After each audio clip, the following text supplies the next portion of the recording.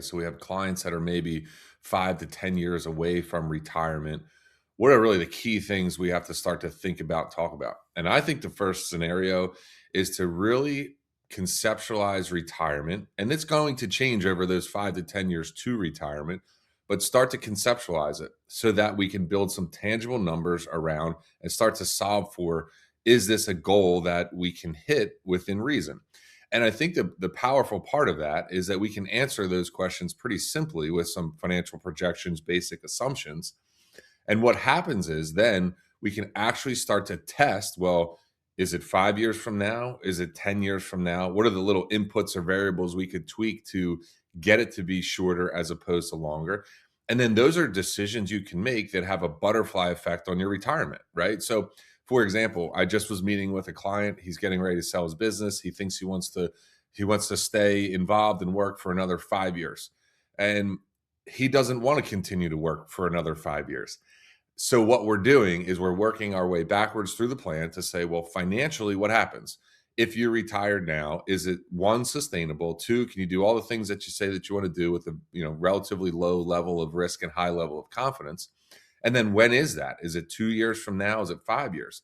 I kind of like to explain that to clients as the retirement ripcord. And I think there's a big philosophy shift or mindset shift as you think about that. Well, if I can prove to you through your planning that we've got a conservative plan and you could retire now, i.e., the ripcord, well, then when you go back to work tomorrow, you're working because you want to, not because you have to.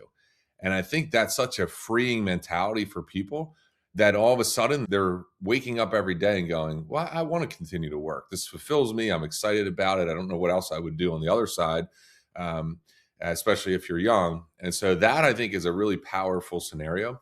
And then as we're honing in on retirement, so as we're getting to 3 to 5 years out or even less, we're taking that plan and that concept and we're constantly refining it to hone in as we're getting closer to retirement to what exactly does that look like. And I think the most important part of that is actually not financial. It is way more emotional, meaning we're going to validate the financial side of things like we always do with clients and have been doing for a long, long period of time. And that financial piece is relatively predictable. We test market scenarios. We test different ways in which this plan could be disrupted to say, do we have a high level of confidence?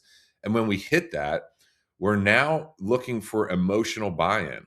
And that emotional buy in doesn't happen one time when you look at your plan and go, oh, okay, yeah, I can retire. And then you retire. No, it's much deeper than that.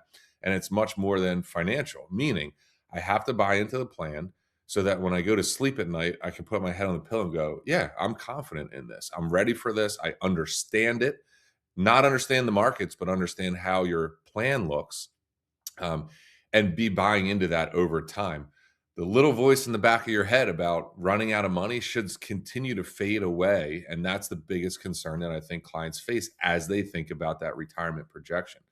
The other side of this that I think is incredibly important on the emotional side is non-financial and it's actually lifestyle. What are you going to actually do in your retirement?